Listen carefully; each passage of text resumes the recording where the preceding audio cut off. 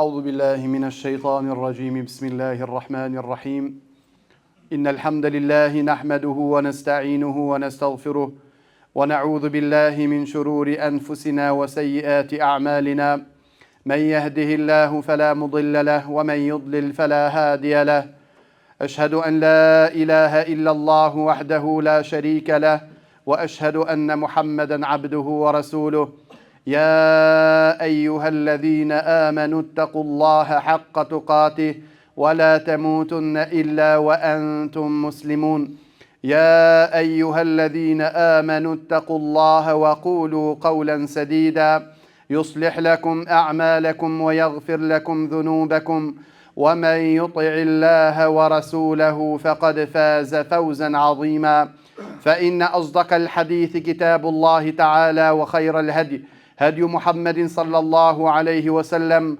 وشر الأمور محدثاتها فإن كل محدثة بدعة وكل بدعة ضلالة وكل ضلالة في النار وبعد Falenderojmë Allahun Azza wa Jall, atë falenderojmë prej tij falje dhe ndihmë kërkojmë. Salavatet ja përcjelli Muhammedi sallallahu alaihi wasallam, familjes së tij të ndershme, shokëve të tij besnik dhe mbi gjithë ata të cilët e ndjekin rrugën e tyre deri në ditën e Kiametit. Të nderuar vëllezër, as-sabatu ala at-ta'ati bayna al-futuri wan-nashat, qëndrueshmëria në rrugën e Allahut Azza wa Jall mes dobësimit dhe adhurimit. Hua haletun tabi'ia yamurru biha kulli muslim. Në këtë gjendje çdo besimtar pra kalon në për te për shkak se është gjendje natyrshme. Fal qulubu tataqallabu bayna iqbal wan nashat wa bayna kasal wa futur. Dhe zemrat thot vazhdimisht kalojnë nëpërmes një gjallërimi në ibadet dhe një përtatësie gjithashtu. Wa qad arshadana an-nabiy sallallahu alaihi wasallam ila tawazun fi dhalika biqawli. Ndërsa pejgamberi sallallahu alaihi wasallam na ka udhëzuar që të mbajmë baraspeshën dhe mesatarinë në këtë çështje.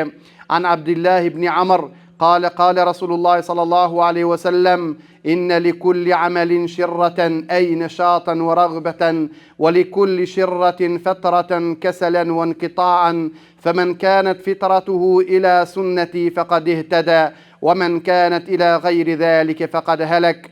Thot pejgamberi sallallahu alaihi wasallam, çdo vepër ka një periudhë gjallërimi, aktiviteti dhe dëshire, dhe çdo gjallërim ka një periudhë dobësimi, plagështie dhe ndërprerje.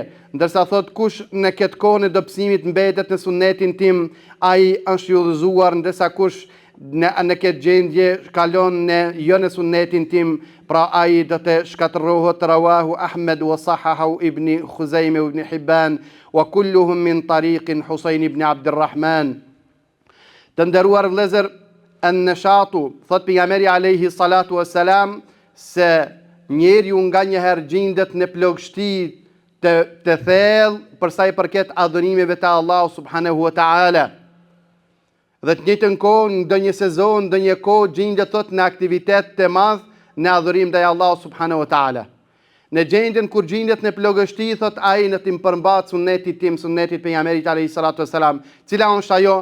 Ajo është pra mesatarja, duke mos e tepruar në adhurimin në mënyrë që t'i lën krejt, por edhe duke mos hequr dorë, sidomos nga farzët e Allahu jalla fi ula. Ka thonë an-nashatu sharratul amal hiya fatratun hamasu iqbal ala at-ta'a. Thot kjo koha e gjallërimit në adhurime është koha e sezonave, sikur që është koha e adhurimeve në Ramazan dhe të ngjashme sikur këto.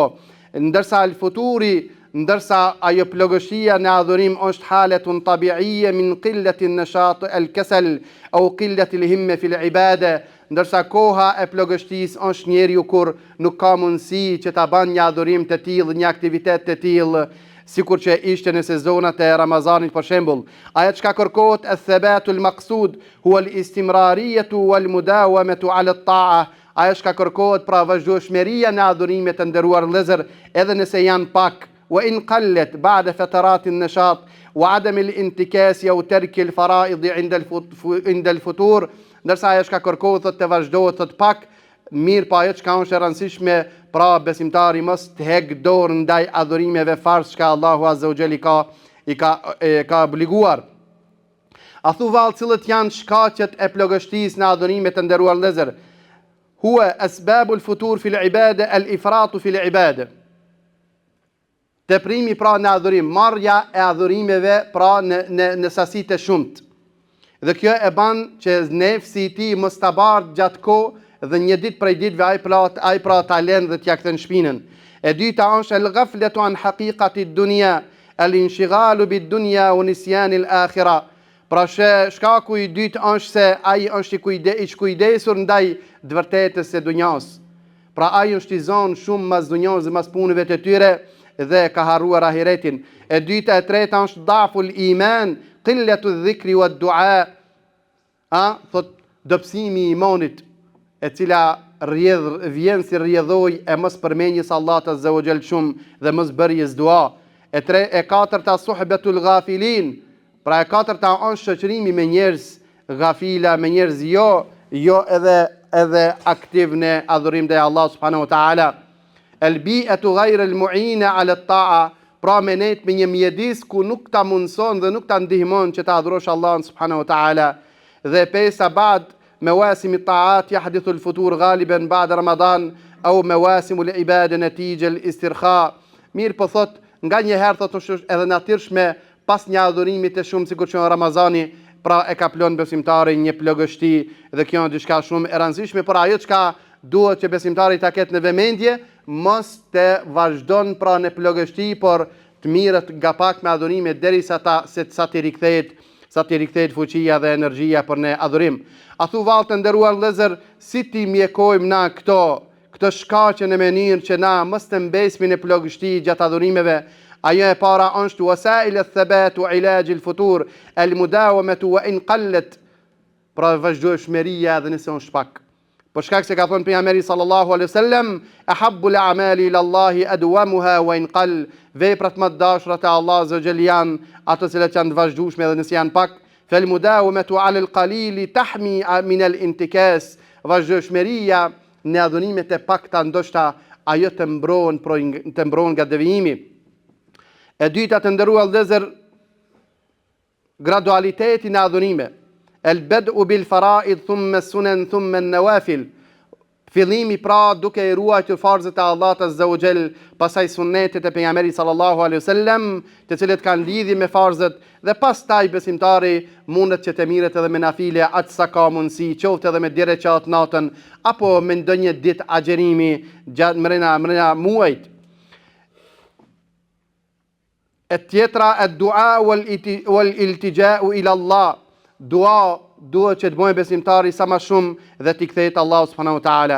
El iktharu min du'ai ya muqallib al qulub thabbit qalbi ala dinik. Këtë bante edhe pejgamberi sallallahu alaihi wasallam, derisa gratë e tij thoshin ja Rasulullah, pse be ban këtë dua, i thoshte po shkak se zemrat që ndrojnë mes digishave të Allahut azza wa jall dhe i rrotullon katedon ai, pra i rrotullon ane ka robi e Allahut don. Ka robi i Allahut anon, zemra e tij anon anena. Për ata edhe na bojmë dua në mënyrë që Allah azza wa jall të na rrotullon e cila është më e mirë dhe më profitabile dhe shpëtuese për ne. Tjetra është suhbetul akhyar, që ta zgjedhin pra shoqërinë. Musahabatu min men yadhkuruna billahi wa yu'inunahu 'ala an-nashat, pra të shoqërojmë ata të cilët na përkujtojnë që ta përkujtojmë Allahun subhanahu wa taala, edhe na ndihmojnë që të jemi aktiv pra në xhami, të jemi aktiv pra në adhurim, të jemi aktiv në leximin e Kuranit Kerimit. Tjetra tajdidu niyya wa ma'rifatu fadli at-ta'a, thot na duhet vazhdimisht me ripërtri imanin edhe me njoft pra fadiletin dhe mirësinë e adhurimeve të Allahut subhanahu wa taala. Tadhakkar anna Allah yuhibbu al-mudawimin 'ala at-ta'a, duke di se Allahu azza wa jall pra i don ata të cilët vazhdojnë në adhurime.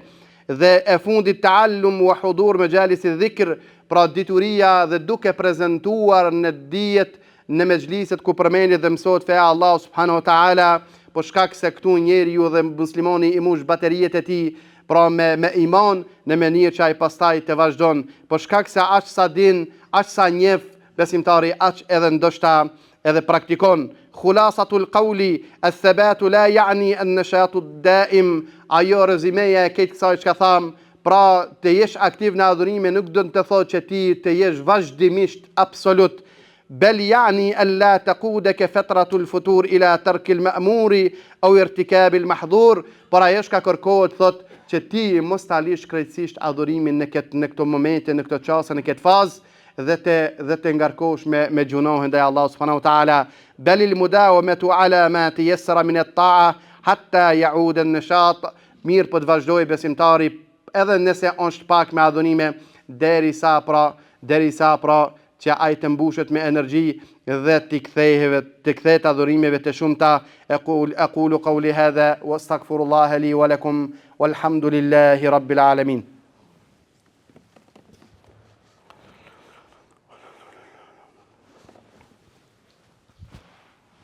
الحمد لله رب العالمين والصلاة والسلام على أشرف الأنبياء والمرسلين محمد بن عبد الله المبعوث رحمة للعالمين وعلى آله وأصحابه أجمعين أما بعد. Të nderuar vëllezër, atu vallë si ta shërojmë na dobësimin e imanit, apo cilët janë shkaqet e dobësimit të imanit. El bu'du anillah, largimi ndaj Allah subhanahu wa ta'ala. Pra largimi ndaj Allah do të thotë largimi ndaj namazit, largimi nga leximi i Kuranit Kerimit, largimi nga adhurimet dhe xhamit, shtëpitë e Allah subhanahu wa ta'ala. E dita on kathratu dhunubi wal maasi, pra shkaku i ditë e dobësimit të imanit është pra bërja e mëkateve të shumt. Thot pejgamberi sallallahu alaihi wasallam, innal abda idha akhta'a khati'a nukitat fi qalbihi nuktatan sauda. Kur besimtari apo njeriu thot e bën një mëkat, pra i bën një pikë zezë në zemër. Qofse ai vazhdon pra me mëkate, pra atij shumohen pikat e zeza derisa t'ja kaplon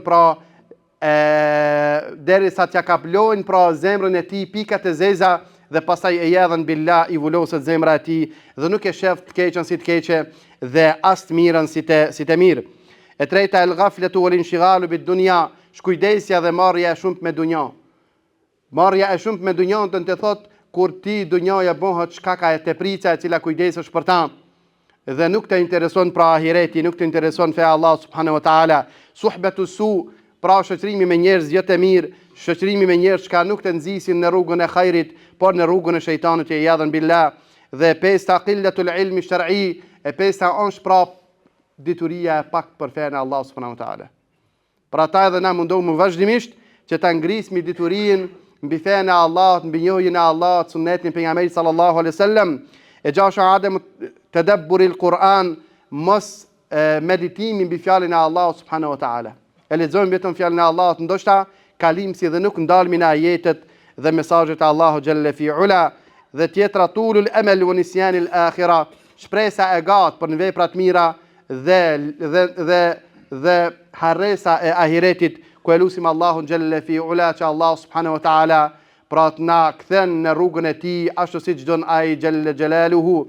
Allahumma rabbana taqabbal minna innaka antas samiul alim. يا رب اللهم ربنا لا تزغ قلوبنا بعد إذ هديتنا وهب لنا من لدنك رحمة إنك أنت الوهاب. اللهم صل على محمد وعلى آل محمد كما صليت على إبراهيم وعلى آل إبراهيم إنك حميد مجيد.